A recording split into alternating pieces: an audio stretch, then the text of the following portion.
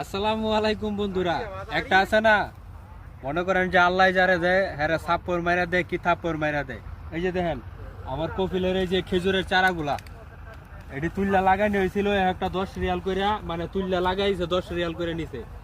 17,000 চারা তুল্লা লাগাইছে, 1,70,000 রিয়াল খরচ হয়েছে। তো দেখেন এই চারাটি লাগানোর পরে দেন কপিলের কি আরেকটা লাভ হয়েছে। দেন এই চারাতে দেন চারা বেরিয়েছে, দেখছেন এই যে চারার থেকে চারা বেরিয়েছে। তো এরকম একটা চারাতে মনে করেন চতুর্দিক যা 3-4টা করে চারা, দেখেন কেমন বাম্পার।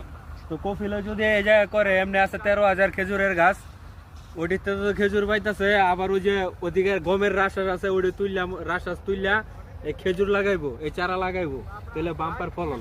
এই যে দেখেন বন্ধুরা, এই দেখেন ছোট্ট একটা চারা, এর মধ্যে কয়টা চারা গজাইছে, 1 2 3 4 5 6 6টা চারা গজাইছে, দেখছেন।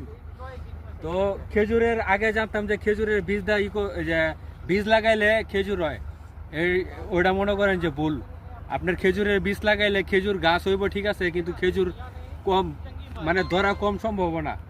আর খেজুরের চারা কেমন সংগ্রহ করে বা খেজুরের গাছের ওই যে ঠেমা বাইরে ওইটা কাটতে মনে করেন যে মাটির মধ্যে লাগায় শিকড় গজায়, ওইটাতে মনে করেন চারা হয়। এই জায়গায় যায় বুঝতে পারলাম আর কি। তো বন্ধুরা, এই যে খেজুরের ভিডিওটা যদি ভালো লাগে অবশ্যই লাইক করবেন, কমেন্ট করবেন, সেই সাথে পাশে থাকবেন ইনশাল্লাহ। আমি সবসময় আপনাদের পাশে আছি।